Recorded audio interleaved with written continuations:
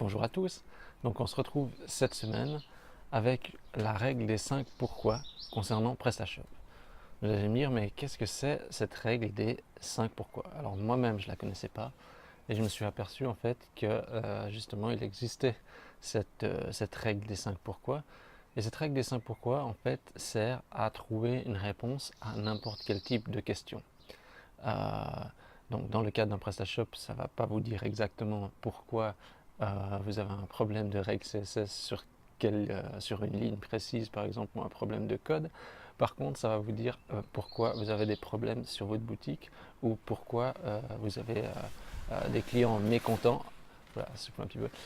Pourquoi vous avez des clients mécontents ou pourquoi vous ne gagnez pas assez d'argent ou pourquoi votre stock il est toujours en rupture, enfin bref, toutes sortes de problématiques auxquelles vous êtes confrontés régulièrement, eh bien vous allez pouvoir trouver des réponses, des débuts de réponses grâce à cette méthode justement des 5 pourquoi.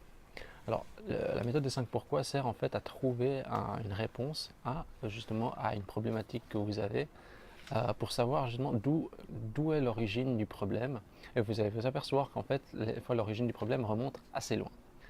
Euh, donc comme j'ai mentionné, ça ne va pas répondre à une problématique technique précise de, je ne sais pas, pourquoi j'ai une notation de Google de 50 sur 100 par exemple, qu'est-ce que je dois faire pour corriger ça, mais c'est au sens plus large du terme. Donc par exemple, la question qu'on peut se poser, on va prendre un cas concret, c'est justement, par exemple, c'est une constatation, donc j'ai un problème, c'est je ne vends pas assez avec ma boutique e-commerce PrestaShop. Donc la première question, on va dire pourquoi je ne vends pas assez.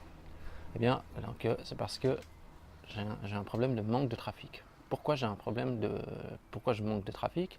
Eh bien, parce que j'ai, par exemple, négligé mon référencement naturel. Euh, Pourquoi j'ai négligé mon référencement naturel? Peut-être, peut-être parce que justement j'ai pas beaucoup de contenu. Pourquoi j'ai pas beaucoup de contenu? Parce que j'ai pas le temps. En fait, se pose encore une autre question, c'est pourquoi j'ai pas le temps? Parce que je suis en train de prioriser ailleurs. Donc en fait, si je me pose maintenant la question, je veux dire, si je regarde le problème initial, c'est je ne vends pas assez. Et la réponse qu'on se donne, c'est je priorise ailleurs. Ça veut dire que si je ne vends pas assez, c'est parce que je suis en train de prioriser sur les mauvaises choses. Donc, par exemple, à une question comme celle-ci, pourquoi je ne vends pas assez? Et on sait que la problématique, par exemple, vient du référencement naturel. Donc, ce qu'il va falloir faire, c'est débloquer du temps pour créer du contenu, tout simplement. Là, c'est une première problématique. On va essayer de faire la même chose, mais on va se dire, ok, donc pourquoi je ne vends pas assez? Parce que je manque de trafic, par exemple. Euh, Pourquoi je manque de trafic? Parce que je ne fais pas de référencement payant. Par exemple. Pourquoi je ne fais pas de référencement payant? Parce que ça coûte par exemple trop cher. Pourquoi ça coûte trop cher? Alors là, nouveau c'est une nouvelle question. Eh bien peut-être la réponse c'est parce que justement j'ai pas assez fait de recherche, j'ai pas trouvé les bonnes personnes qui me proposaient des prestations au bon tarif. Pourquoi j'ai pas trouvé les bonnes personnes? Peut-être parce que justement je me suis lassé de chercher, il y a eu peut-être une lassitude, et pour finir j'ai plié, j'ai dit basta, je vais pas aller chercher plus loin. Euh, donc en fait, si je me rends compte, je dirais, par exemple si je regarde dans le cas présent de cette partie du questionnement, eh bien en fait, pourquoi justement je ne fais pas de référencement payant? C'est là par exemple, ça peut être parce que j'ai pas assez recherché une personne qui correspondait à mon budget. Donc ce que je dois faire, c'est prendre le temps de faire une recherche plus poussée, débloquer du temps pour ça, pour faire une recherche, pour justement trouver un freelance ou un prestataire qui peut correspondre pour me faire du référencement payant. On va prendre encore un autre exemple. Imaginons qu'on a trop de clients qui sont mécontents, donc d'acheteurs qui ne sont pas satisfaits. Donc ils ne sont pas contents. Donc déjà, on va dire pourquoi ils ne sont pas contents. Alors par exemple, ça peut être parce que les colis ils sont perdus. Alors pourquoi les colis ils sont perdus? Parce que la poste les égare. Pourquoi la poste les égare? Parce qu'il n'y a pas de signature et du coup, justement, il n'y a pas de suivi du colis. pourquoi on ne met pas de signature? Donc pourquoi il n'y a pas de signature? Parce que en fait c'est moins cher. Donc parce que c'est moins cher, justement, on ne met pas de tracking au colis, voilà. Et je dis non, mais pourquoi on fait quelque chose de moins cher en fait au client? Pour être concurrentiel sur les frais de port. Donc ce qu'on se rend compte, c'est que par exemple, si on a beaucoup de colis perdus et qu'on a justement des clients insatisfaits, en fait c'est qu'en fait on veut juste être concurrentiel sur les frais de port, et alors du coup on a des problèmes de colis perdus. Ce qui est en fait une mauvaise idée par exemple. Donc comment remédier à cette problématique-là? Il y a plusieurs possibilités. Imaginons, on peut très bien dire, on augmente par exemple de 1 ou 2% la marge que l'on fait sur l'ensemble des produits pour pallier peut-être à la partie peut-être frais d'envoi. On peut par exemple mieux justifier aussi les avantages. Ça veut dire qu'on dit non, on ne fait pas de prix spécial sur l'envoi. On affiche les prix justement avec la signature plus chère, mais on dit au client, voilà, nous on fait ces prix-là, donc dans le processus de commande, parce que vous avez la garantie que le colis va vous être remis en main propre. Il n'y a pas de colis égaré, il n'y a pas de surprise. Nous on mise sur la qualité, donc il faut expliquer au client.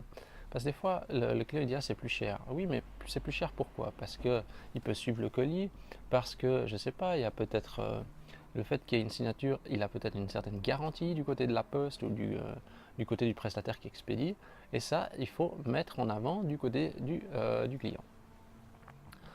Je vais prendre encore un autre exemple. Donc là, on en a déjà vu 3, je vais prendre un quatrième. Par exemple, on dit, ah, ok, je sais pas, les clients ils disent, ah, ok, le produit que j'ai reçu ne correspond pas.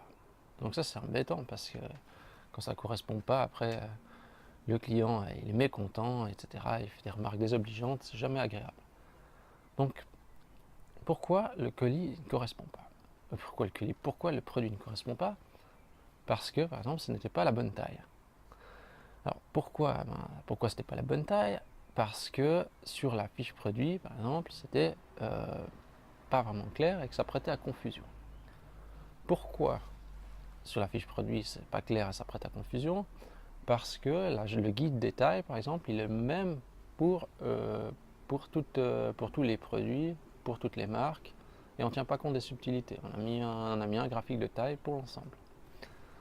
Pourquoi il y a un graphique, de taille pour l'ensemble des produits? Parce que on a voulu justement simplifier la gestion des tailles, simplifier puis gagner du temps justement à mettre en place ce graphique des tailles sur les fiches produits. Donc du coup, on en a fait un seul pour tous. Et là, on se rend compte que en fait, c'est parce qu'on a tout simplement peut-être pas assez bien personnalisé la gestion des tailles sur chacune des fiches produits. Donc là, on a vu quelques petits exemples sur cette règle justement des 5 pourquoi qui permettent de remonter jusqu'au sommet de l'arborescence. Ce qu'on voit souvent, c'est que finalement, le problème, il vient rarement du bout de la chaîne. Ça veut dire qu'en amont, on n'a pas fait des fois le nécessaire, et de notre côté, on peut s'améliorer pour justement qu'après, il n'y ait pas une répercussion directe sur le client ou justement qu'il soit insatisfait. C'est toujours difficile de se remettre en question, mais je pense que c'est nécessaire de prendre le temps de s'évaluer. Des fois, c'est vrai que moi-même, je vois que j'ai des remarques de clients, des fois qui sont négatives.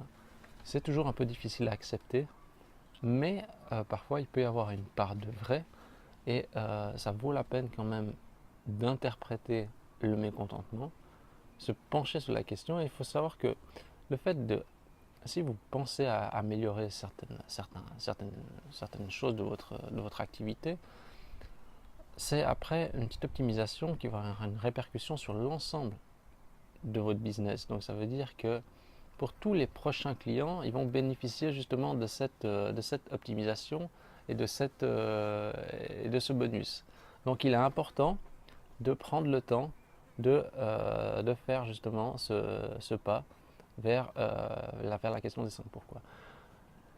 Donc moi j'ignorais ça, j'ai appris cette méthode, c'est vraiment très basique, mais j'ai entendu ça dans un podcast que j'ai écouté, Et apparemment, j'ai regardé ça aussi sur le web, et la méthode des 5 pourquoi est fréquemment utilisée pour justement trouver des solutions à des problèmes. Et je trouve que même des fois sur des problèmes assez complexes, euh, on remonte assez vite à la source.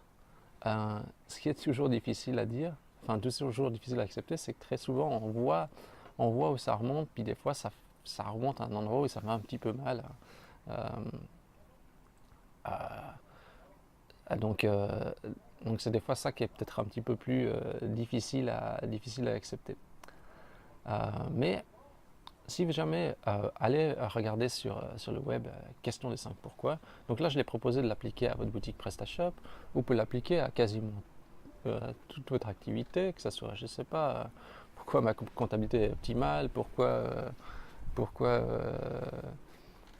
mon bénéfice il est trop faible, ouais, justement comme j'ai mentionné avant, pourquoi il y a des problèmes au niveau du stock, pourquoi il y a des problèmes de rapprovisionnement, pourquoi j'ai trop peu de fournisseurs, pourquoi on parle peu de moi sur le web, pourquoi.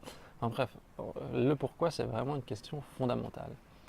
Donc voilà. Donc je vous invite maintenant de votre côté à utiliser la règle des 5 pourquoi. Si vous avez quelques problèmes ou des choses sur lesquelles vous êtes en train de cogiter depuis un certain moment, appliquez cette méthode pour voir déjà où vous remontez. Et essayez justement aussi de vous poser la question du pourquoi de manière plusieurs fois différente pour voir jusqu'où ça vous conduit. Et très vite, vous allez vous trouver avec l'origine de la source de vos problèmes. Donc voilà, je vous remercie d'avoir regardé cette vidéo. N'hésitez pas à la liker, ça me fait toujours plaisir quand on like une vidéo. Si vous aimez ces vidéos et que vous trouvez ça intéressant, n'hésitez pas à vous abonner à la chaîne YouTube. Ça me fait toujours très plaisir et vous êtes toujours plus nombreux et je vous en remercie. Et si vous avez déjà appliqué cette méthode et si vous venez de faire le test après la vidéo et que vous avez dit « Ah tiens, j'ai trouvé la source d'un de mes problèmes », n'hésitez pas à laisser un commentaire en dessous sur cette expérience des 5 pourquoi. Je vous remercie à tous et je vous dis à la semaine prochaine.